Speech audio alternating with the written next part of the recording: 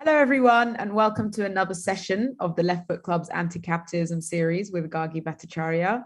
Tonight, we'll be discussing anti-capitalism and race with some really exciting guests, all under one virtual YouTube roof. My name's Elif, and I work with the Left Book Club on the Events and Political Education program. Just a little bit about the Left Book Club. The Left Book Club is a subscription book club and not-for-profit initiative. We publish collectible editions of radical and progressive books, which are uniquely available to members and posted out each month. We seek to foster a spirit of collective learning and political education, aiming to create spaces and avenues where people can learn from each other and discuss radical ideas that inform actions and practical steps, with the goal of supporting the struggles fighting for us all.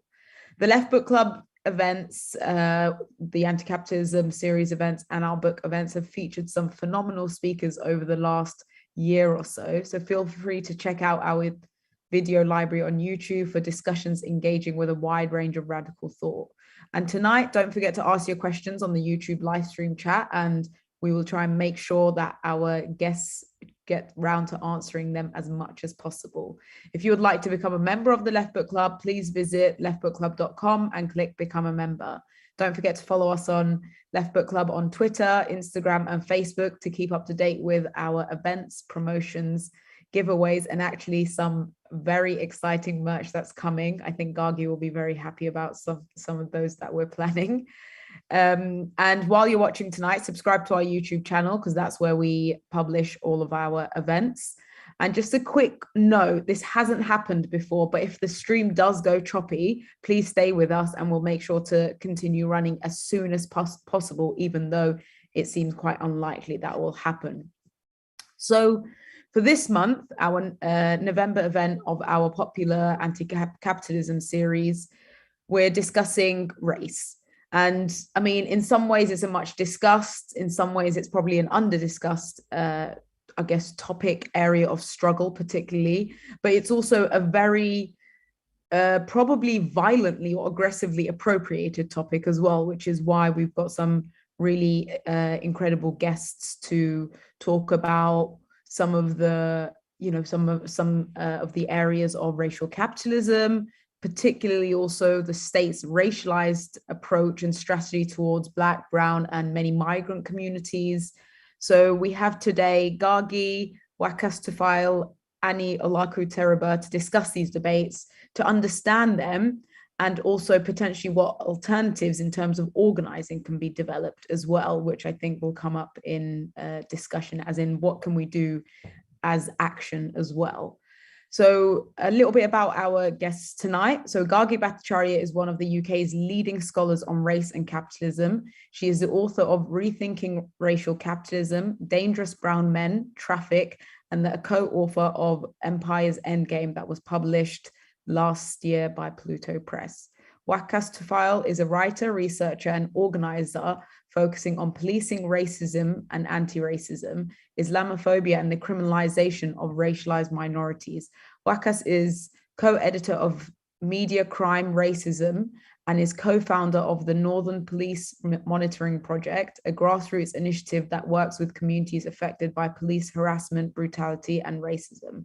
Olaloku-Teriba is a writer and podcaster whose research focuses on neoliberalism, on how neoliberalism has transformed the theory and practice of race. She is currently doing her PhD on Blackness in the Making of the Neoliberal Era.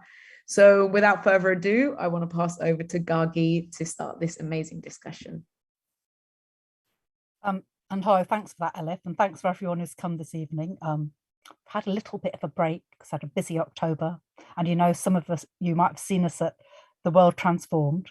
So we're back to talk about this topic that really, right from the beginning of the series, we thought, oh, this was one of the big topics, but we put it forward a bit. So we'd go through some other areas first. And people who know me will know that I could talk for 3 hours on this. I'm going to try and instead to just speak for 3 minutes and bring in my guests.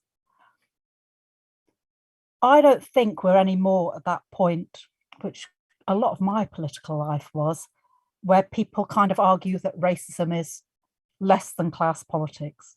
I know we still argue that straw person, but I myself don't meet many people on the left anymore who make that argument. Instead, it seems more to me that we're living through this moment where the critique of racism under capitalism is not only speakable, but it's one of the kind of eruptions of street mobilization and intellectual kind of renewal across the left in many places. Not that people all think the same thing, but that question about what racism is doing for and in capitalism, that's really kind of, it's one of the ones of our moment. And many people who certainly I meet in activist circles and in intellectual circles, their thinking is constantly returning to that question amongst others.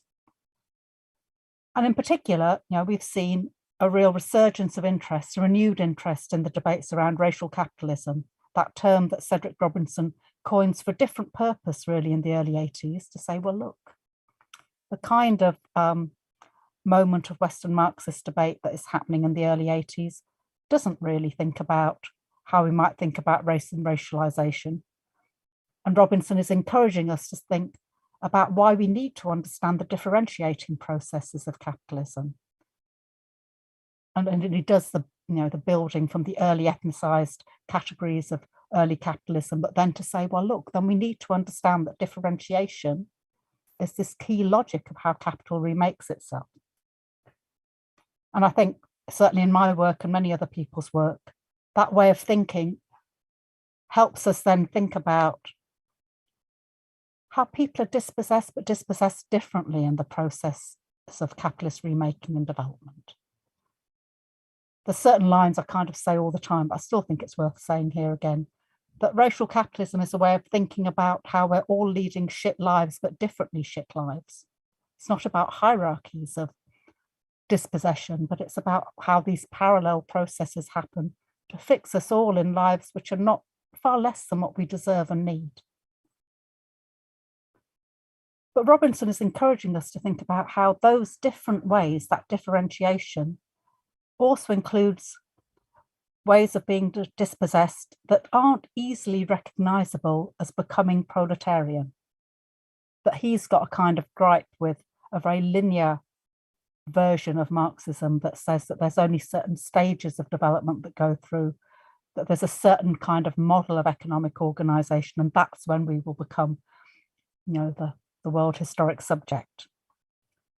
And I think that even if, at the very least, nowadays we should think about how we might need to expand and revisit our understanding of what proletarianization means.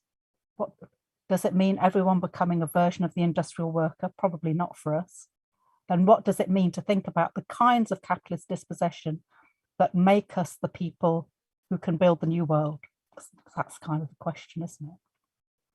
And for us, perhaps related to that, the more urgent question is, how do those racialized divisions, exclusions, and expulsions become mobilized in the remaking of capitalism in our moment?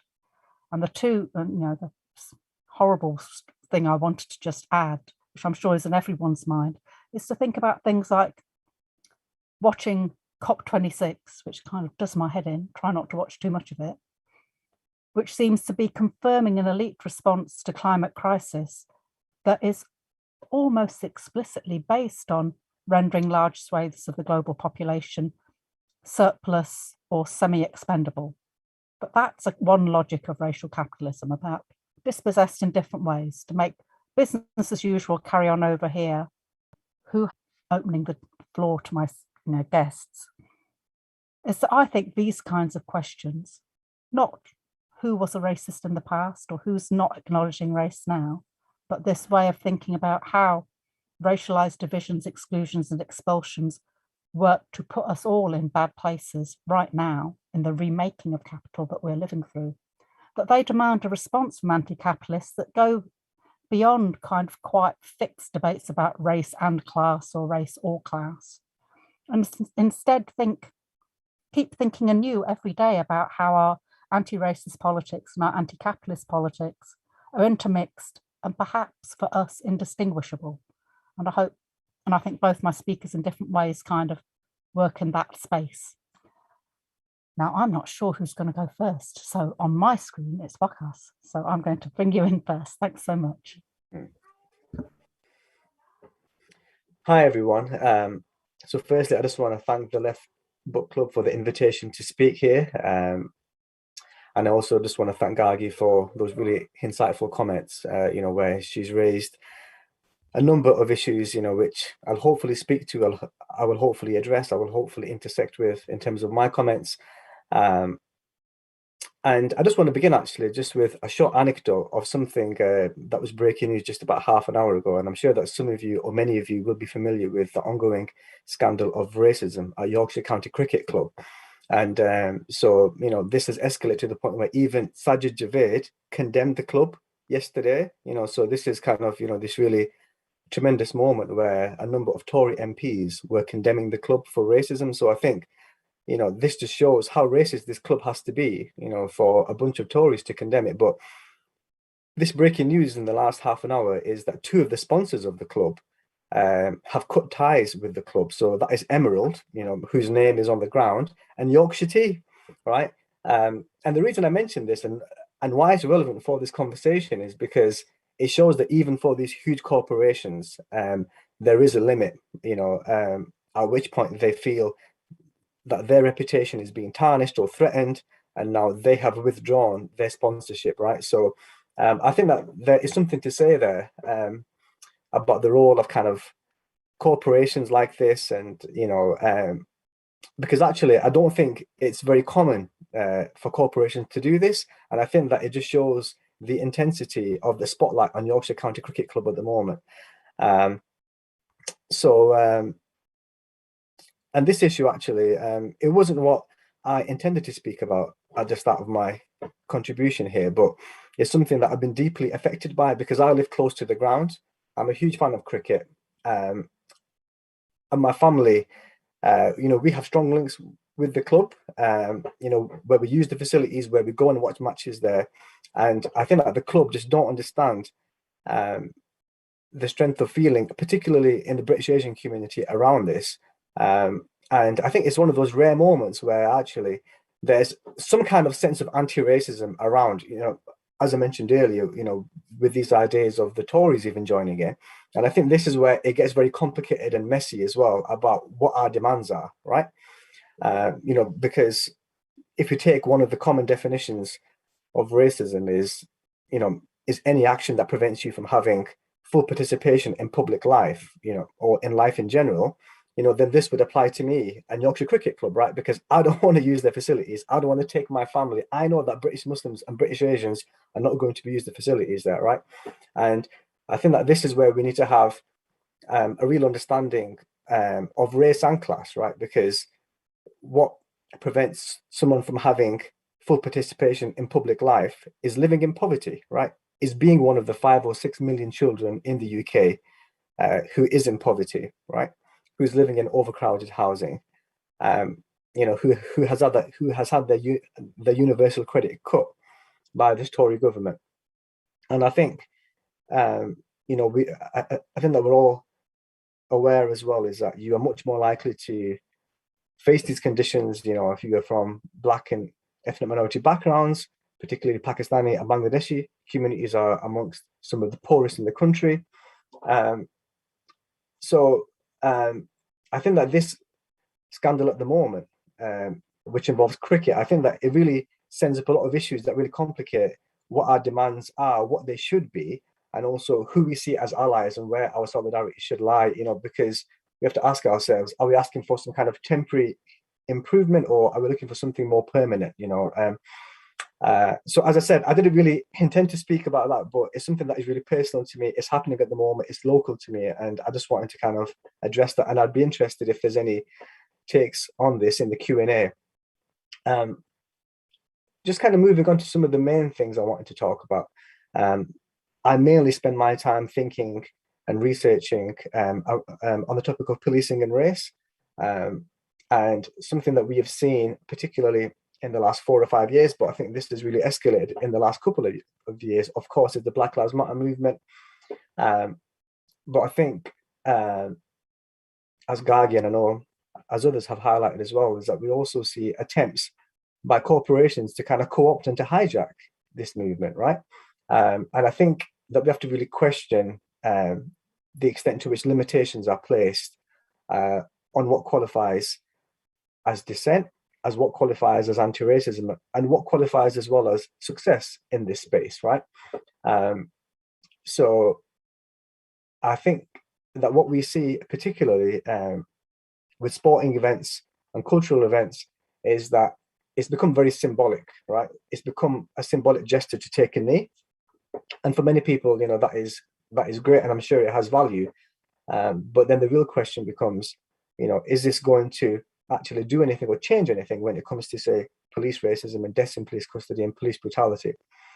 So I think that we do have to have a real critical eye and a real critical analysis, of this co-option. And it's not just at the level of the corporation, but also at the level of the institution. And I'm thinking here about universities. I'm thinking here about those local government and national government spaces, where Black Lives Matter, to at least some extent has become diluted, in its message, and it's become kind of very associated in these spaces to diversity and equality. And again, I would be interested in, in others picking this up as well, and I'd be interested in other thoughts on this. And just one other thing, because I'm not sure how long I've spoken for already, because I was busy talking about Yorkshire tea earlier, but it's to talk about climate change and about the links with police in there. So I read, I think it was just yesterday, that the policing bill for COP26 is £250 million, right? £250 million is the policing bill, right? And a classic Marxist analysis on police is, is that the police are there to protect the ruling class and the interests of the ruling class, right? And I think that we see this more starkly, with the policing and the securitization of Glasgow, of the COP26 event. And I think it really stands as a metaphor as well of the future, right? Where the future is, as we currently envision it, this space which is going to be heavily securitized, that is going to prioritize the rich, and which is slowly suffocating, or actually quickly suffocating, the global south, particularly in places like Bangladesh, who are seeing the most horrific effects of climate change. And that's why it's really important to see, and it's been heartening to see that there's been this increased level of organization against police racism, particularly with some of the actions that we've seen following the appalling police murder of Sarah Everard, and where we've seen organizations like Sisters Uncut, who have come out and said that we are going to introduce, or we are going to develop new police monitoring groups. This is something that is very much needed. And this is something that I think is going to be vital, in terms of challenging capital, in terms of challenging this future, where we have a cooking planet, where the planet is on fire, and the rich are already organizing their bunkers in New Zealand to escape. The Jeff Bezoses of this world and the elites of this world have already got their escape route planned, right? So the question is, what are the rest of us going to do, right? And I think that what we have to assess there, is not just to have an analysis or a critique of capitalism, but it's a way to kind of think about practice. And I'm thinking here about how we kind of permeate that level of security and policing, which is the buffer between us and those that are in power, right? So I think this is where it's so vital to have those questions about the role of policing, the function of policing, and how policing fundamentally exists, and we see that, as I said, just with the huge and militarized investment in policing at COP26. So I think I've spoken enough there, and I'm more than happy to pick up the conversation later. So thank you. Well, thanks so much, Waqas. That's a great beginning. So Annie, can I bring you in now then, please? Thanks. Yeah, we may be competing somewhat with the little one, but she's with my sister at the moment, so hopefully we'll be okay. All right, so thank you so much to Left Book Club, to Aleph and Gargi for inviting me. I'm really excited to be a part of this conversation, and I'm really excited that so many people are beginning to think differently about the debate that we were handed down between race and class. And so I'll start by pointing out, as Gargi does, that the debate about race and class is a bit of a bait and switch, right? It takes us away from a serious discussion about how identity, desire, production is built in the social totality under capitalism, and into an intellectual cul-de-sac in which we start competing with caricatures of each side, where race has to be one fixed thing and so does class. And lost in this is a somewhat unknown tradition, though many people will know the words because of a certain book. And it's one within which I situate myself and hope to contribute to reviving, which is Black Marxism. And that's a tradition which thinks seriously with the how, why, and when of how a technology like race becomes identity. And also goes further to confront what kind of role that race plays in different moments of capitalist development. And so I wanted to kind of go over a few areas which I thought might be a good point of departure for the discussion. First, I wanted to take up an implicit provocation in Gargi's introduction, where she talks about how race is essentially a site of eruption. We're seeing in recent years some of the largest mobilizations across the global north around a question of racism. And interestingly, not much of that seems to have filtered into sort of mainstream social democratic politics. And so I'm trying to understand why in this moment race becomes such a flashpoint. Why in this moment is race able to mobilize so many people? And also why in this moment is race a tool which can be used by the right to continue to fuel the kind of culture wars that we've seen in recent months and years? And I think in part that is because of the changing role of race as a technology.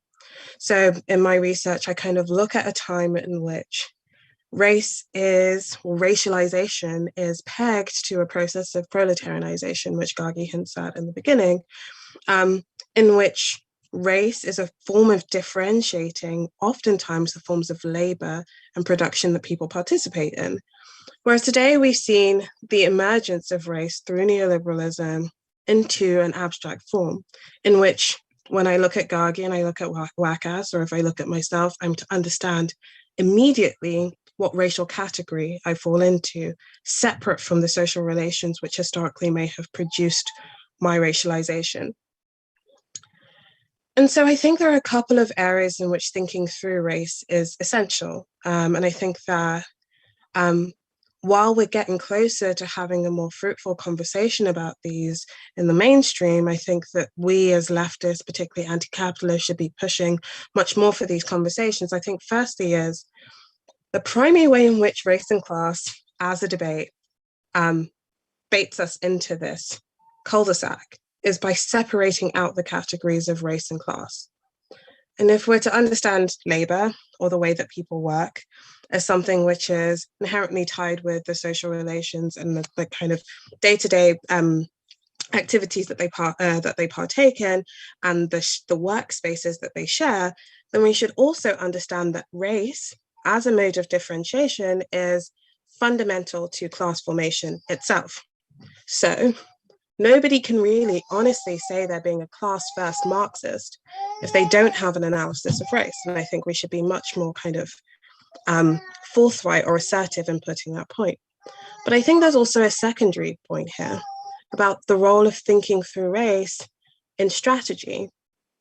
I think that race is able, particularly in a world of precarity, particularly in a world in which the way that we work is changing so dramatically, race is able to touch at something which enables us to form the kind of communal bonds that we would need to build a resistance, an effective resistance to the onslaught of rubbish, being careful with my language, that we're faced with, right? It's a moment of total despair, but somehow in this category of race, particularly for people of color and Black people, we're able to find something in it which binds us together. And I think that's a very powerful tool, but I also think it's one which is potentially fraught, which brings me on to my final point, which is why we need to reclaim the discussion about race. You know, today we're talking a lot more about race. You can't turn on the news without hearing something about race or racism. Often it's about racism. And the part of the issue that I've seen is that because of the separation of race from class, people are unable to understand that racial demands and racial politics is always in and of itself classed, right? And if we're to think more deeply than, say, the idea of people who are sellouts, etc., and to confront the fact that in the last 20 to 30 years, we've achieved a consolidated bourgeoisie, which span all racial groups, right?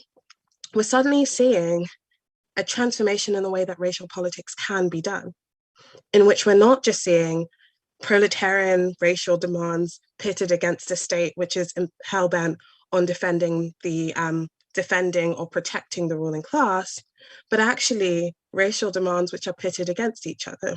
You have the demands from below, safety from the state, from police, etc. Demands around work, access to fair pay, right?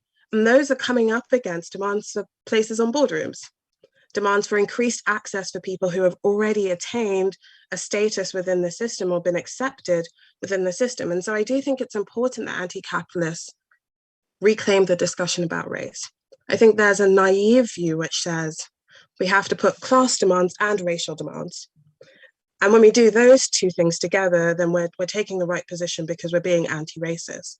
But until we understand the implications, the class implications of certain racial demands, we end up reaffirming precisely the co-optation of radical anti-racist politics that we saw in the 60s and 70s today, to the end of further shoring up and democratizing the ability to exploit all people.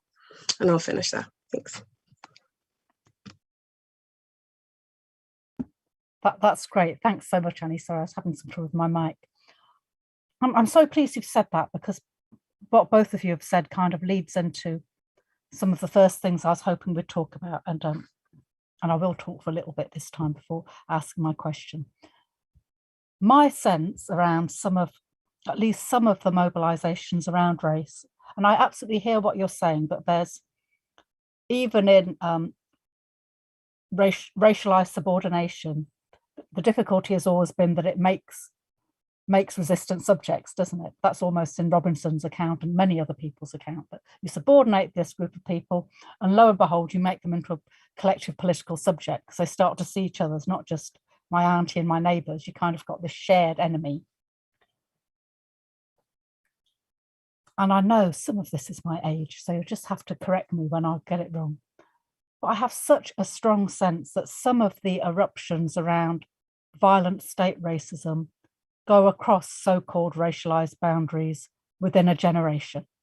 That I have not seen that level of mobilization of young white people, racialized as white people, around explicit state violence, in very much in concert with Black and brown siblings and friends and lovers and everyone. And it's not just, I think, a kind of sympathy, solidarity. I think there's an active identification about what that form of state violence means, alongside an experience of being precaritized and thrown out of a kind of global economic system, which seems to have a generational barrier, that people who just don't, well, you know, what is the offer to younger people? There's not much of an offer to middle-aged and older people, but there's not even a pretense of an offer to younger people. And then that makes me wonder about what we can do with, you know, long-standing debates about the racist state. So as both of you have said, like, you know, we've learned how to identify the racist state, what it does, how it divides us, and yet it isn't dividing us in the same way. Instead, now the dividing line through racism ends up as a generational divide. So people above a certain age think, yeah, you shouldn't abduct and kill white women. And I think that's another confusion now, because I think that's made the divide even more confused, but kind of thought that, well, you have to have some order. Let us just have some more committees looking at the police. And then people below a certain age, which I think is not very young, my guess is around 38, 40. That would be my guess around where the dividing line is. Think you cannot reform this. And that this racism, which is unacceptable, is also a kind of performance of the violence of the state. And I understand that that violence is also coming for me, even if it's coming for my Black comrade first. So, oh, well, what happened there? What that feels like, oh, did the racist state change? Did something change for us? So against that kind of background,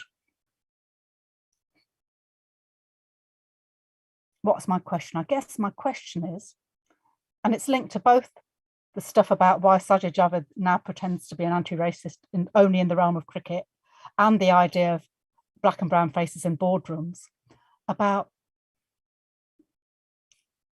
what work is that kind of elite version of anti-racism doing in this moment when an anti-state anti-racism can be a much bigger cross-community mobilizer?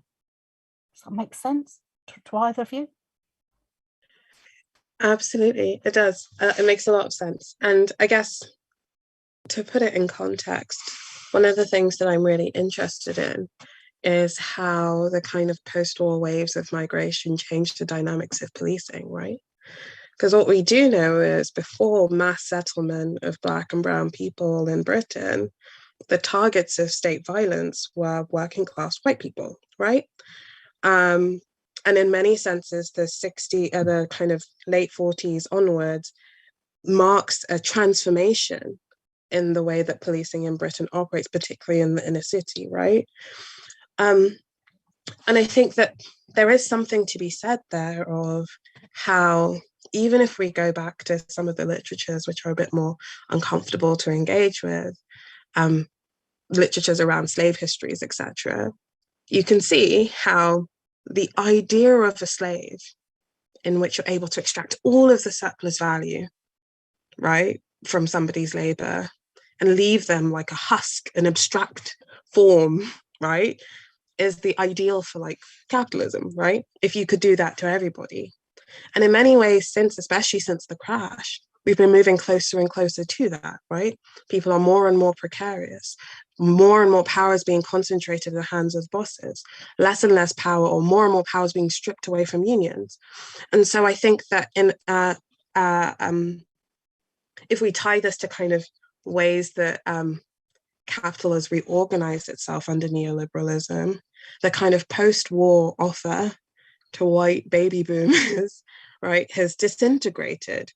You can't have a stake in this society if you're a young white kid. Unless your parents have money, expect never to own a home, expect never to be able to secure a long-term job, even in academia, expect never to get tenure, right? Like, and so like what we've got in instead is people feeling some of the acute precarity, danger, right, of what it means to be working class, but also being able to locate that because of the explicitness at times of the Conservative government in the state and state power. You know, when you go out or you try to arrange a picket or you try to take the streets and you're met with force from the state, that's a reminder that the state is not on your side. The easiest way to lose your whiteness is to be an organizer. Is to get on the streets and do anti-fascist work, is to get on the streets, right, and do sort of pro-union work. And I think that people are realizing, yeah, that these racial categories that are handed to us, and I'm always really cautious about talking about it in those ways because I do think that it's a kind of dialogic process and people claim identities for themselves. But in a sense, these racial categories which are handed to us, and there's a specific history you can trace in Britain, are not really worth the paper that they're written on, insofar as the state is less and less willing to differentiate in how it treats us. No, I hear what you're saying about the giving of categories, and I'm not suggesting that we're moving into a deracinated idyll where we're all the same. I think it's highly racially conscious, and yes, it's a different kind of solidarity, which isn't. I'm using this phrase sympathy solidarity, but it's not only a liberal solidarity. It's a solidarity which says, I see the violence against you and it triggers something in my own experience. And I wondered if that links a bit to what Waqas is saying about why are corporations now all pretending to be anti-racist? Because I think that's part of it as well. So yeah, there's a straight marketing thing as well. Like who have you got in the picture? Yeah. Yeah. I always say to people, I'm old enough that until I was an adult, I didn't think you could be white and not racist, even though I went through the whole school system. And that, I'm in my 50s, and I think most Black and brown people of my age range lived through Britain and thought, yeah, any white person could spit on me on the street because that's what it's like. That's not what popular consciousness is like now, is it? If you want to sell your product, there's certain kinds of happy clappy feelings around anti-racism, but there's also an additional performance. And I wondered if that was partly what you were getting at, Waqas, when you're saying, well, why are the corporations doing that? Yeah, and I'll answer that, but I'm really struck by something you've said about this generation, and about how there has been a mobilization. It has been impressive, and there is anger there, and it is being funneled, into anti-racism. And it might not be perfect, it might not be complete, it might not be fully coherent, but it is there. And I think I kind of want to address it back to front, if that makes sense, and say, one question that I have is, what happens to these people, who are teenagers, say, these white people, or even some of these young people of color? And actually, these could include the people that we teach, these could include the students that we teach. What happens to them when they become institutionalized, when they start working at the institutions, the corporations? And I think this kind of relates to something about how in our society, in this capitalist society that we live in, where there are very few of us that have the time and space to think, right? The time and space to read and think. And, I think that this is really crucial when we think about how easy it is for these people, who may have very radical views and leanings, but it's easy to become very quickly institutionalized, right? And to kind of, fall into that work of 9 to 5, fall into that corporate diversity and equality kind of view about life. And I think that there's something else to say there as well. And, this kind of links to the point of finding that space and time to think, is linked to the impact of austerity in this country, right? Where we see the absolute decimation of not just libraries and swimming pools, which have had tremendous impacts in terms of health, in terms of learning, but also youth clubs, right? This is something that I think isn't fully acknowledged even by a lot of people on the left, right? Where I don't think the huge impact of that has been fully realized, right? In terms of what that has done, to the opportunities, or to the lives of a generation of young people. And I think we have to come back to thinking about, about how to resist capitalism in the context of, this, in terms of these communities where there is nothing in many cases, right? Where the most prominent space in the community is a food bank, right? And now we have, I think, I heard the other day that there are more food banks in the UK than branches of McDonald's, right? This is Britain, right? This is the 6th or 7th richest country in the world. And to come back to your question now about why are corporations doing this, I think at one level it's kind of almost seen to be sexy, right? Where we are anti-racist. If you think about those fancy Nike adverts, right? Which are very multicultural, which are very cool. They have kind of, all the choreography, but then we know that these shoes, these clothes are made in sweatshops, right? Across the world, in other parts of the world, in the poor parts of the world. So I think that is part of the answer, right? Where it's cool to be anti-racist, but only at the extent to which that racism involves name calling. And this is where we get to the Sajid Javid type anti-racism, right? But when it comes to actually changing a community or an individual's material conditions, then the anti-racism is missing, right? Or when it comes to actually thinking about, can we have alternatives to the police, then the anti-racism is missing, right? So that corporate anti-racism always has a limit, and that limit is always at the most basic definition of racism, right? So yeah, I hope that kind of addresses your point somewhat. But I'd be really interested in, in what we see about how we make sure that this generation of anti-racists, have the tools to kind of develop that further, into something more concrete and long-lasting in terms of challenging, our current predicament. No, I really hear what you're saying. I mean, I think the thing that I wanted to say, though, when you're talking about becoming institutionalized, and I think Annie raised this, and I try to raise it as well, that institutional trajectory that even 25 years ago, well, maybe 30 years ago, you might have expected that if you get good A levels and go to university, then you become socially mobile, and you might get some really horrible job, at least pay you enough to be able to put a roof over your head. All of those contracts seem not really available. Like, what would you be institutionalized into in this country? I feel like we're seeing the willful dismantling of almost all formal institutions in Britain right now, which is again a particular moment of post-imperial decline and post-neoliberal restructuring about this place. But I do still hear what you say about what are the intellectual tools that are needed. And I was going to ask, the big question actually in the middle, to make sure that we say something and maybe people from the audience have got things to say. But again, it's not a secret that I think that a serious anti-racism must be anti-capitalist at its core, that there aren't things around the edges, that of course I'm formed in that way and in different ways you both are, but not everyone is. We see there's a tussle around the terms of anti-racism, and especially around anti-capitalism. That's the state's whole attempt to silence anti-capitalism, is around the entry point of Black Lives Matter and the popularization of that alongside a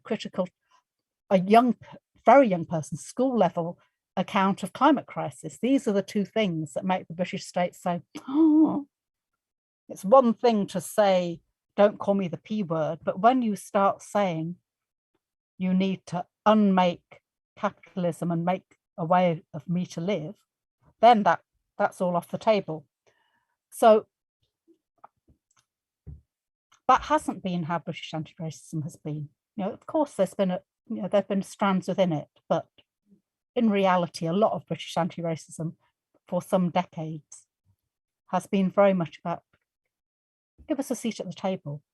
And I wondered what both of your thoughts were about, should we be saying that a serious anti-racism must be anti-capitalist, or is that alienating to some allies?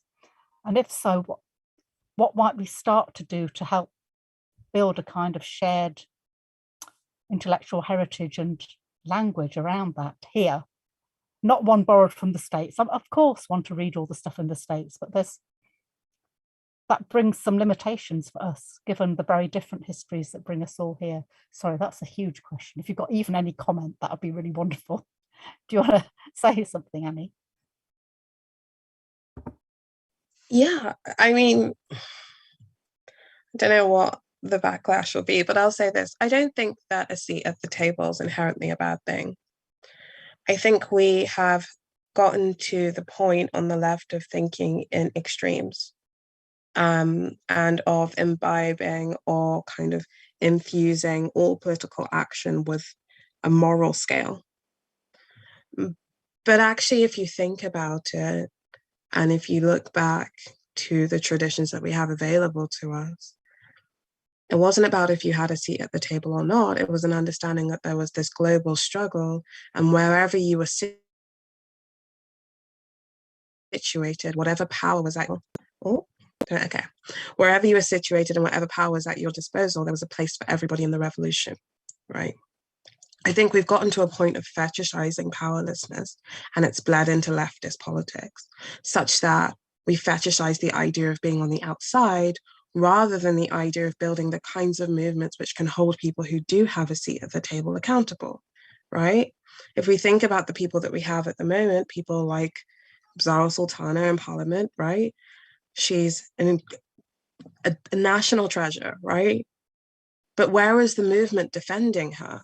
And it's not to say that the sole function of the movement ought to be to defend her, but to say that we need to have a base social movement of organization, not mobilization, organization, which is capable of being a force in British politics to the extent that where it's difficult to take certain positions at the table, you know that you're backed by the people. I think that's something that Corbyn suffered from, where we saw certain capitulations, particularly around questions of anti-imperialism, precisely because you didn't have the street movement to defend that politics, to shift the terms of the conversation, right? So I think that if we think more dialectically about power, I think it doesn't leave such a bad taste in the mouth. I think what we've seen, though, is that increasing access to the table, where 50, 60 years ago it was unthinkable, has come alongside the decimation of precisely the communities who would have been that movement. And so we're starting from scratch for the whole group of people who are not accountable to anybody but themselves and their bank balances, right? And how do we move forward from there? I think we move forward from there by saying, firstly, let's reject out of hand the notion that because somebody shares my skin, they represent me, and prioritize politics over physical attributes. It's only in a world in which we think so bleakly in these terms that the Conservative Party can do identity politics as well as they do it. No one does identity politics better than the Tories. No one pulls the race card better than the Tories do, right? And so, yeah, I think there's a lot of scope and a lot of room. I think one other way, I'll stop talking in a second, one other way of grounding it, and I have to give a shout out in Bristol yesterday, Palestine Action shut down Elbit Systems again, is thinking about the connections. You know, we think about race in national terms, right? The special thing about British politics and anti-racism in Britain is that it's always been connected to global struggles, not simply because we learned about them, but because those are the histories we brought with us when we came here, right? And so thinking about how the severance of domestic anti-racist politics from the global picture has been one of the vehicles of producing some of the contradictions we're talking about. And yeah, you know, Nike's happy to produce in poorer parts of the world, you know, companies like Pretty Little Thing and Boohoo happy to produce in those poorer parts of the world, which happen to be in the north of England, you know, and thinking about how like supply chains, how just the continued neoliberal continued imperialism and the fact that we don't actually live in a post-colonial world creates the conditions for a world in which we are all complicit, right? And there is no ethical consumption. And then once we start from that starting point, then we're having an entirely different conversation about who we're centering and about what we're centering and about what politics is important. Okay, I'll stop now, I rambled too much. No, I love so much of what you said, Annie. Thank you so much for being here. And I thought, one of the things I thought was interesting, although I'll say it, and again, you know, I don't like that phrase, holding people accountable, although I understand why people say it. But I think there's what I hear partly from what you're saying is that there's a very different thing about saying, putting some of our people at some tables is part of a broader movement objective alongside many others. It's not the end point, it's not the goal, but it's a tactic amongst many others. And that people who may occupy those positions in a movement occupy them differently. And it also means that when they knock out one of us, we've got another one, which also we've lost, because it means, you know, have a few people who've built up, they get bashed around and burnt out, and then we're left with nothing because it took us 15 years to grow them. And it's like, oh, what we can do now. But I wonder if also the other side of part of what you're saying later, which I've got another question later, is that, of course, an anti-capitalism of any sort always, but even more insistently maybe in our time, has to be a rediscovered internationalism. And that, see, again, I feel like that language is coming back, you know, different words, but people's abilities to say, certainly what's happening in Palestine is linked to what's happening in British streets and American streets. Some still kind of, I know it got really silenced, but still some shadow from the anti-war movement and understanding from Afghanistan and Iraq and the global war machine that, look, these things are connected. You know, It's not an accident that Guantanamo uses the uniforms and techniques of the US prison system. It's not an accident that the companies that are killing Aboriginal people and Indigenous people and migrants across Europe are also kind of involved in the securitization in lots of militarized spaces. But all of that horrible history of the last 20 or so years kind of feels like that's also filtering through all this precaritization. Although I'm not hearing people saying it very explicitly, but there's kind of little buttons of it. And maybe that's also part of when Waqas says, what are the intellectual trajectories that people need to understand? Maybe sewing some of that together. It might be part of what we might need to learn. I don't know if you did. I'm going to bring Waqas in to say whatever you'd like to say, actually. Yeah, thanks. Yeah, so I think that it kind of isn't, I think that it is the elephant in the room in lots of conversations in the past couple of years around Corbyn's Labour and the Corbyn moment. And, you know, I think that, I'm not sure if the best phrase to use to describe this, but I think that there is still a kind of collective PTSD in terms of what happened and the scale of the defeat at the election and everything else, and what happened, and, you know, how Corbyn, you know, and what he represented, you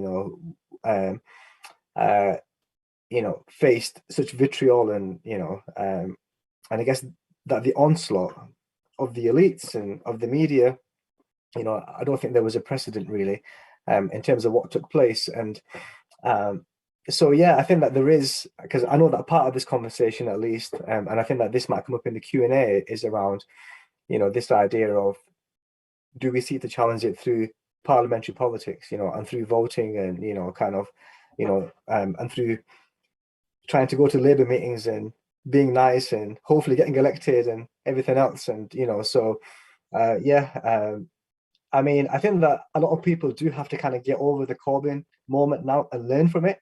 I think that people are still being held back and, you know, almost in this state of sorrow and despair, you know, which they haven't really woken up from, you know. So I think that it's important for people to recognize that, you know, and I think this kind of follows on from some of the comments from Annie, you know, which is about having to recognize that this is incremental, you know, where we can see, you know, if we can kind of push Labour to do something good, that's fine, you know, although with this current Labour government, you know, this is going to be, you know, it will have to be far greater than just a push. It will have to be a shove, you know, it will have to be assault really, you know, to kind of make them do anything in a progressive direction. But in terms of what we do and in terms of what we do next, yeah, you know, I think that it's about doing what a lot of these, you know, what a lot of anti-racist groups, you know, who have had good class politics over the past 3-4 decades have done, right, which is to defend communities, you know, which is to defend their communities from policing, you know, which is to defend their communities from immigration raids, you know, which is to make sure that their communities are fed, you know. So it's that kind of direct action, or, you know, it's that mutual aid work, right, in local communities, you know, that there has to be a focus on. It's the creation of those police monitoring groups, you know, which is happening right now, which is being led by a number of organizations, you know. There's a number of existing police monitoring groups. It's great to see a number of new ones being set up.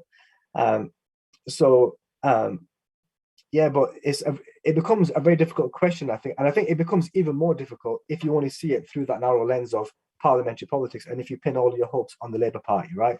I mean, you know, I guess that my own view is that we live in a one-party state, and we are going to live in a one-party state for a long time, you know, because of how close Keir Starmer's Labour Party is to the Tory Party, right? You know, in terms of ideology, you know, in terms of closeness to business, and you know, in terms of how close they are, proximity to elites and stuff. You know, there is very little difference, right? And of course, there are wonderful individuals like Zara Sultana, you know, who are always amazing in their public contributions, you know, and who do an amazing amount. But there's a huge difference between those very few, and I would say a handful of genuinely left-wing politicians in Labour, you know, compared to the rest of the careerists and chances and backstabbers, you know. But then also something that we need to highlight is that Labour as an institution, as a political party, is heavily responsible for a lot of our predicaments now. When we think about the creation of anti-trade union laws, when we think about the introduction of penalties and punishments against benefit claimants, when we think about, a number of issues like this, policing, for instance. And actually, this is one area which I think that Corbyn's party, not government, which is where Corbyn's Labour failed, which was around the topic of crime, justice and policing, right, where it was indistinguishable really from previous Labour parties. And I think that the one exception to that, which I would credit Corbyn for, was his really interesting and I think quite incisive and radical contributions on counterterrorism, right, where he made some genuine and quite impressive interventions. But on those topics of crime, justice and policing, it was very much business as usual, and so I think that we have to also recognize that Labour, and I'm not sure that you intended for me to kind of go down this road, but this is where I've ended up with discussing Labour. I think that a lot of our predicament now is centred on their time in power as well, where the Tories have kind of picked up and escalated a lot of those neoliberal policies, and particularly the punishment of the poor. You want to come in, Annie, and say something? Yeah, just real quick. Sorry, I'll try to be as quick as possible. I think, so there's a certain history, when the first leadership election was happening, everyone was saying, oh, it's left entryism, and the left, outwardly was like, no, it's not us, but secretly thought it actually was, even though it's tiny in Britain. Depressing to think that even if we wanted to, the left could not successfully infiltrate the Labour Party and force the leadership. But I think part in that, all of that, a certain historiography of Corbynism was lost, which is that, yes, you did have the anti-war movements moving into Occupy, moving into the student movements, and oftentimes missing from their story is the protests after the murder of Mark Duggan and the uprisings in Tottenham and around the country, right? And you had a building militancy on the ground and in the streets, but much of that, by the time the Corbyn leadership had come along, had collapsed. And what we had was just remnants of it within institutions like the NUS, etc., right? And so when Corbyn is running for Labour leader, much of that kind of top layer of organiser activist filters into the Corbyn project. But in reality, people had already begun to despair because there wasn't really mobilization. We'd fallen into a habit of direct action led by really tiny groups, which people knew very little about, right? And so for a moment, a lot of the left allowed itself to being seduced into thinking this one thing will solve all our problems. We fell into a messianic politics. And as a consequence of that, and a consequence of the feeling or being trapped in some of these logics that compromise is a necessary tool for victory, we ended up compromising on the things that are most important. And actually, I think what made Corbyn such a remarkable Labour leader was precisely his staunch anti-imperialism. Because that is a break from the Labour Party. The Labour Party has always been a party of imperialism. We think about the wars we were led into those wars by the Labour Party, right? And so there's oftentimes a kind of thinking around the Labour Party which kind of wants to situate it as something which can be captured by us, right? Or something which at its core needs to be returned to a set of values that it previously had, that it no longer has, and that's just absolutely not the case. I wanted to finish up just by saying this. I think that in the aftermath of that, I think there's a lot of work to be done to show people that there is a politics beyond the ballot.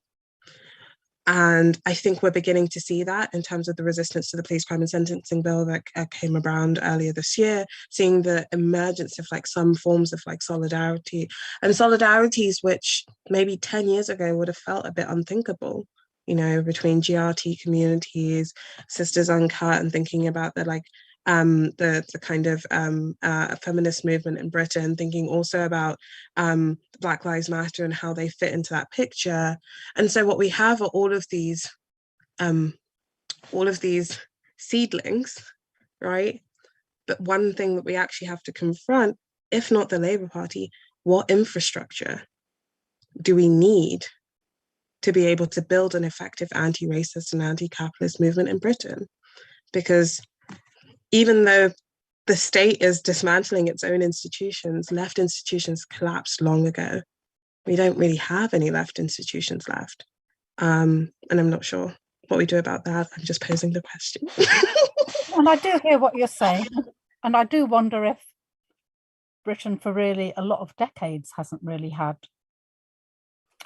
resilient mass left, maybe never had resilient mass left institutions, although the trade union movement was something like a mass institution in a previous point in the 20th century. I mean, this is getting a little bit off the point, but I do want to say it somewhere, so you're the two unlucky people who get to hear me say it. But I certainly think that part of the seduction of the Corbyn project was a lot of people hoping against their better judgment and not hoping for redemption.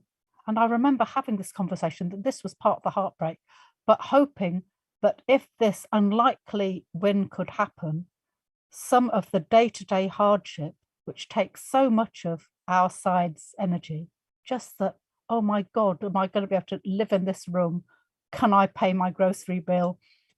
If the boiler breaks, we're ended this month. That kind of the relentlessness of the hardship that's been imposed on such a large part of British society, that would suddenly make a leap in which a lot of that would be just defended against. And I remember that feeling of, and speaking to people in housing action groups that I know about, that we don't dare believe it. We don't believe it's everything, but what energies could be unleashed by just putting that breaker in about that insistent and willful immiseration of so much of the population.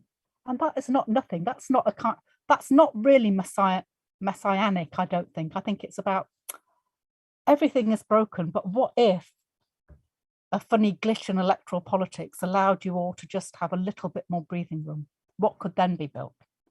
And that was heartbreaking, because people thinking, you know, people who never vote normally, let alone go and campaign for the Labour Party, saying, but you know, look, this person is kind of our ally. The people around him believe that we should all be allowed to live, and if we could make these institutions, we could. And also insistently anti-racist, long, you know, been on the streets with many anti-racist groups, so people knew him face to face, knew McDonnell face to face, been on the street with them, and other things. So that kind of. So I don't think it was so much a taking of the Labour Party, but a kind of think, oh, right, the oddness of first past the post could suddenly give us a bit of breathing room, a one-term government that would, and then maybe we could rebuild in between. I was going to ask this other terrible, I forgot what I was going to say. Oh, this was also partly about, I meant to say earlier, about whether people get institutionalized. But I think if you live in a place where it's very hard just to stay alive every day, and I'm not saying that living in Britain is like living in a post-conflict space, but just the effort of making it through the week and the month for many people is so relentless now. And I have to say was not relentless in the same way in my youth. It didn't feel as that everything is like a breaking point, that you're stretched to your absolute limit all the time, which I think has become almost the majority experience. Yes, you might be less amenable to being kind of scooped up by fantasies of the multicultural state. But at the same time, the effort of staying alive takes away the energies you might have to engage in formal political struggles, to form institutions, to build, but, you know, because you've got to eat. In the end, if people are worried at that level, and I do kind of, other people know me will know that I think that the dismantling of state institutions in this country is partly to exacerbate that inability of people to see beyond, you know, to lower our horizons to bare survival. Oh, I remember what I was going to say. But one of the other spaces I thought we might think about is municipal organizing, which in the early, you know, in my, just the generation above me, a lot of organizing during Thatcher at the municipal level, and some of the institutional bases of both anti-racism and other kinds of progressive kind of basings was at the municipal level, not only in London, although most successfully in London, but other cities had some kind of big wins there. And I think there's a move back to that, which isn't a different electoral politics, isn't it? To say, okay, can we take the city? Can we take the council? Can we? Anyway, I'm going to stop saying that. I seem to have talking about why it was so harsh for Corbyn to lose when we thought this seems to have broken my heart again. I've got a comment that I thought I'd read out just because it's interesting. I don't know who it's from, but Alif has sent me it, saying, regarding the cricket club situation, I think there's something positive about it in seeing some material advances being born out of our resistance. But at the same time, we could see it just like capitalism devouring our resistance into itself, making it harmless for the system. We should always be careful about these companies. And then we've got a couple of questions. One of them is really big, but I wondered if I'd say it in case either of you have got some things that we could talk about. How will anti-capitalism and race be dispossessed within digital transformation? Sorry, I can't speak. Artificial intelligence algorithms.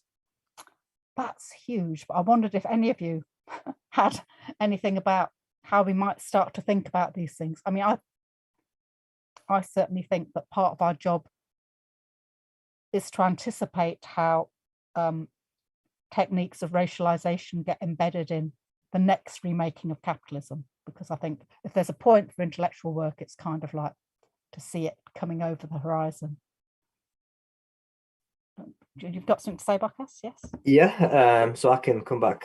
So I completely, just in terms of that first comment about the cricket, I completely understand, and I think I have full sympathy with that view, right? Where there is at the moment, some kind of collective anti-racist sentiment, towards being in solidarity with Hazim Rafiq, because everyone can see how egregious and scandalous that example of racism is, right? But I completely also get,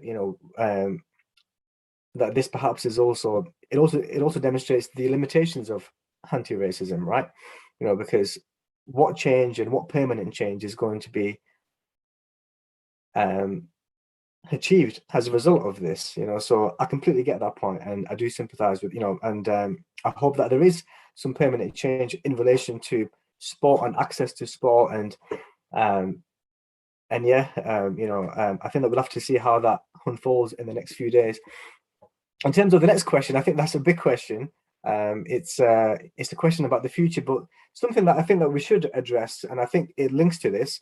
And these are just my thoughts, and this is certainly an area that I'm not an expert in, but which I guess, like many of us, who are interested in this topic tonight, are interested in, which is the role of big tech in the future, right? So in my view, big tech already has a massive say in terms of censorship. It already has a massive role to play in terms of surveillance, and I think that it's quite scary, to kind of think about the power that the likes of Mark Zuckerberg and Facebook plan to have in the future, right? With this new initiative, Metaverse, right? Which a lot of us have been kind of very critical about, and have been kind of making memes and stuff. But I think on a serious level, it's scary as well, right? To kind of think about this power of monopoly by big tech, and I think that holds a lot of dangers for us, right? Because we know that these corporations in many cases, are more powerful than nation states, right? They have more money than many nation states, right? I'm not sure what the valuation of Facebook is now, but these companies are, are of astronomical value. They have astronomical power, and and I think that with that economic power comes political power, and I think that is something to be afraid of. And I don't really have an answer for that specific question in relation to algorithms, etc. But but of course, this links to policing, and about what we know about the advancements in predictive policing, in the use of algorithms, which are now advancing racial profiling. This is happening. This is being trialed. This is being trialed particularly in North America, but here as well in the UK. So I think that there's a lot to fear, actually, you know, and I think there's a lot to fear as anti-capitalists in terms of taking on big tech and some of the challenges to come. It's not just the state, but then it's looking at these kind of monopolies, these big tech groups that we might also have to kind of take on, or that we will have to take on as well. Shall I say the next question as well, in case you might add them together, because I'm a bit worried that we're not going to get through them. Because I think this other question, although it's not really linked to the tech, I think it is meant for Annie, or linked to something Annie said, which is it possible to be actively anti-racist in ways that do not affirm racial ascriptions and essentialize people based on their skin color, which is something like, hi, your daughter is delicious, hi. Yeah, I think you were talking about the ways in which kind of we're given ascriptions, but also how we claim those ascriptions. But if you want to talk about tech or both, that's all fine as well. yeah, no problem. Thank you. Yeah, we're once again competing with the little ones, so I hope I'm loud enough. All right, so I actually did want to say something about tech. I think that what's happening between tech and states is a reminder to us that while the state protects the interests of the bourgeoisie, the state is not itself the bourgeoisie. And I think that's a really valuable and important reminder, because in the making of the neoliberal era, we saw many interventions from the state to recalibrate the market, and we were fooled or lulled for a second into believing that the state was more powerful than corporations. We're being quickly reminded that this is not the case, but also being quickly reminded that revolution is not the exclusive property of Marxists or leftists. There were capitalist revolutions which brought about the capitalist order, and there can be revolutions in capitalism to strengthen and deepen the power of corporations, right? And it's interesting to me because I've been thinking recently, I spent a lot of time in tech rooms on Clubhouse audio app. And it's fascinating to me how many founders speak in this language of revolution. This app is revolutionary. This technology is revolutionary. And on the surface, it seems like hyperbole, but if you think about the implications for how we connect with each other as human beings, it truly is. It truly has the potential, you know, something like Clubhouse, audio apps, something like Twitter, we've already started to see the impacts of that, truly has the potential to transform how we think about each other and speak to each other. So I think that's something to bear in mind. On to the question about how we, about how we do anti-racist politics without reaffirming racial categories. So I, for my sins, think about this question quite a lot. And the reason I do is because there is a tradition of people who I would refer to as Black Marxists, who are partaking in a particular project, and to call them simply Marxists would be to miss the really important role of the Black standpoint in the way that they organize their thoughts and the questions they're asking of the world. And to call them Black nationalists would just be factually incorrect, right? So I think that there is something in how one approaches politics which takes a standpoint or a positionality rather than individuals. I think what we have today is that we view structures as reducible to individuals. So when I'm confronted by a white person, I'm confronted by all of white supremacy. When I'm confronted by a person of color, they represent all of the vulnerability of people who experience racism, right?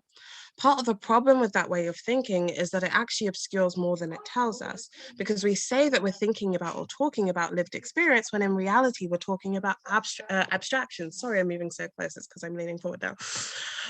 In reality, we're talking about and thinking through abstract categories, assigning certain experiences and behaviors to those categories, and then thinking through from that process. I think there are some really good examples of this.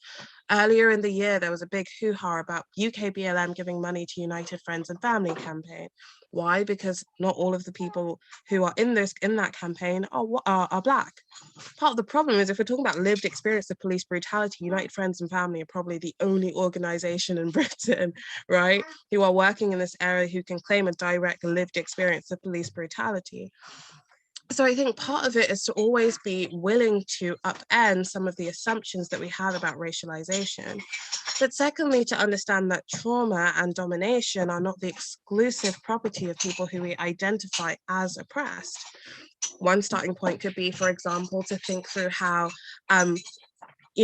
we talk about colonization as being a state project, right? But it's actually not. Before the early 20th century, much of Africa was colonized by private corporations. So what does it mean that the corporations who were colonizing Africans actually at the same time were dominating and exploiting many working class people in Britain, right? What does it mean to rethink what are the boundaries of our community and solidarity when we take as a starting point our shared experiences of domination rather than the kind of assumptions that we might draw from categorization such as white supremacy, etc. That's why I'm not really interested in those. I'll say one final thing on this. I think ultimately, it's not about having all the words right. It's an orientation, a critical orientation, thinking about what wisdom we're receiving, what non-wisdom we're receiving from the state, right? State has a very careful project. The fact that we call ourselves like British Nigerians, Black British, do you think that's our language? You think we made that? No, the state made that, right? So being more critical of that, but also an orientation of solidarity, being able to identify beyond ourselves pain, and pain that doesn't always look like the pain that we're experiencing. I always tell this story. It's not directly related to the question, but I think tells us something of solidarity. Huey Newton in the 1970s writes an article on the gay liberation movement and women's liberation movement. And he says in that article, very few people have actually read it, he says that the homosexual man might plausibly be the most oppressed person in America. Think about how starkly different that is to the way that we talk about race and oppression today. Not because not because we should think his conclusions are right. Sorry, I'm just a bit concerned. Not because we should think his conclusions are necessarily right, but because he's not invested in being the most dominated or oppressed. He's invested in understanding how he's positioned within his context to move us closer towards revolution, whether that's through throwing himself into organizing work or throwing himself into solidarity with other groups. Yeah, I'll leave it there, and then I have to go and get her. No, thank you so much.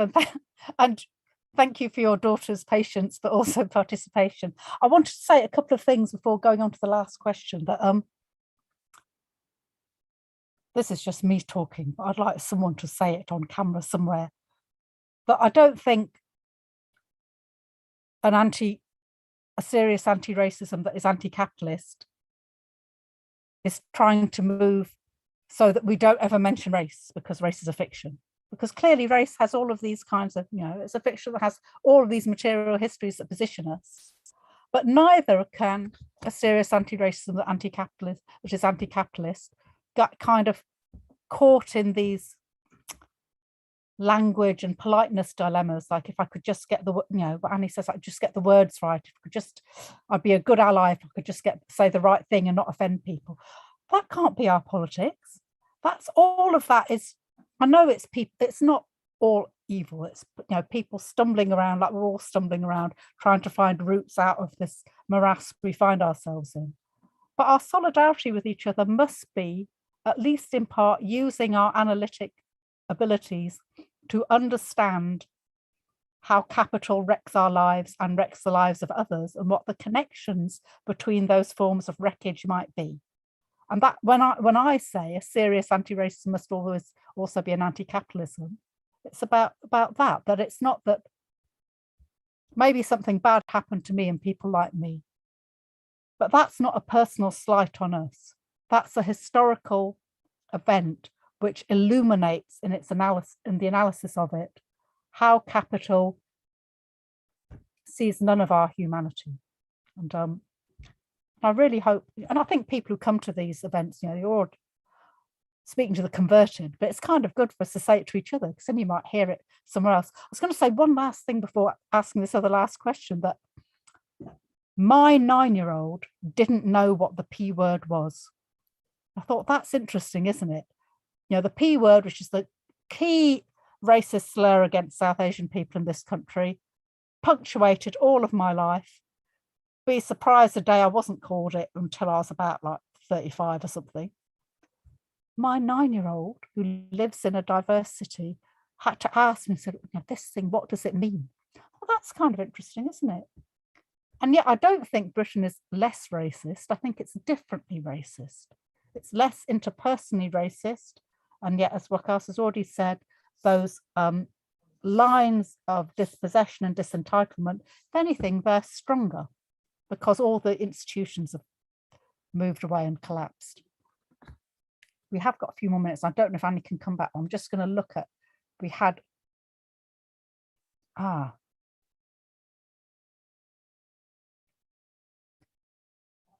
I've got two now. I'm going to say them both and you can answer either one or say something else you want to say. One is, British left institutions have been so committed to sustaining the capitalist order. How do we create a movement framework that supports disorderly revolutionary subjects? I love that question. That feels like that's like a whole other session. And then another one, which should be a whole other session, but I'm still going to raise it. Could there be something revolutionary about depression? That although I fully agree with your point about the need of fulfillment of basic needs to organize, but from the other point of view, struggle often comes from the most oppressed. And I think that there maybe is something to say about nothing to lose but our chains. So like one about how do we support a movement of disorderly subjects, and the other about becoming abject as a revolutionary position. And if either of you have got anything to say about either or both of them, that would be great. Yeah, so yeah, those are very good questions, and I think that those could be kind of essay questions in their own rights as well, you know. But yeah, I think that they could definitely fill up another session or two. So I mean, that is a really good question. I think it comes back to you know, this question of what institutions we have and how we use them, right? And I think perhaps, you know, if you wanted to be more optimistic, then we look to the election of Sharon Graham, you know, who's now the head of Unite, who has promised to focus on worker struggles, as opposed to kind of just, you know, being there for Labour and, you know, holding up the Labour Party. So perhaps we can try to take more control, you know, and I say we as kind of as anti-capitalist, anti-racist can perhaps try to orient trade unions, you know, in that direction, in a more progressive direction. You know, given all the constraints we have in this country and with this anti-trade union laws. I've already forgotten the second question, so I apologize for that. Just in terms of, it's a very difficult question, isn't it? You know, and I think that a lot of it has been answered in our previous discussion about what we think, you know, is possible, you know, and I think that at the moment, because of all the limitations that we've discussed so far, it is a lot of that mutual aid work. It is a lot of that community organizing, that grassroots organizing. It is those police monitoring groups, etc. You know, those anti-raids groups. So I think it's more of that. You know, I think that is how we kind of defend the most vulnerable, defend those who face the sharp end of state racism. You know, for want of a better phrase. So. So much, Waqas. We've only got a few minutes, but Annie, I wondered if you wanted to just make some closing remarks before we end. Yeah, sure. I'll try to be as brief as possible. I'll take the second question because I agree with much of what Waqas said about the first. So on the second question, I think that phrase I hear quite often in my circles, which is oppression is not a university. And I think it's really important to remember that. There are people in the world living in conditions of abject poverty in their millions. And I think that in a lot of the 20th century, much of the left was concerned with this idea of immiseration and this idea that immiseration will somehow produce glorious revolutionary subjects. The problem with that is I don't think we actually live in a moment of low consciousness. I think many people understand that capitalism is a bit shit, right? I think the problem is that we live, maybe to borrow from Mark Fisher, in a world in which the end of capitalism seems unthinkable. And the problems that we're faced with seem insurmountable. And the less and less power we have relative to capital, the more and more that feeling becomes a reality, right? And so I do think that there is something important in how we set the terms. To take from a non-political context, something I've heard a lot as well, rock bottom isn't like the bottom. Rock bottom is where you decide to stop digging. Rock bottom for us as a society, objection can be the point at which we say, well, enough is enough. That can be today, right? It can be today and be like, this is shit enough that we have to fight for something else, right? I think part of the problem is at the moment, we're on the back foot because we're fighting to defend things that we didn't think were radical enough 20 years ago, right? But that doesn't mean that we have to welcome some of the deliberate immiseration of workers, people in general. Even the middle class is feeling a squeeze, right? You don't have to welcome this in order to usher in a revolutionary period, because the conditions for revolution aren't simply poverty, but a level of political awareness and understanding and a degree of organization which can create the kind of fighting force which draws people to the left. And I think for leftists, where our focus should be is building that pole in politics which absorbs many of the misconceptions. We're fighting against decades and decades of like hangovers of Cold War rhetoric and propaganda, right? And that's the uphill battle we need to be fighting. Yeah, I'll leave it there. Thank you so much to both of you. I thought that was just such a wide-ranging and excellent conversation, and I hope people at home felt that as well. But thanks for your time. Thank you so much. I mean, all of you, Gargi, Waqas, Annie, I think this was a really, really important discussion. And of course, it will stay on YouTube for, people to watch later as well.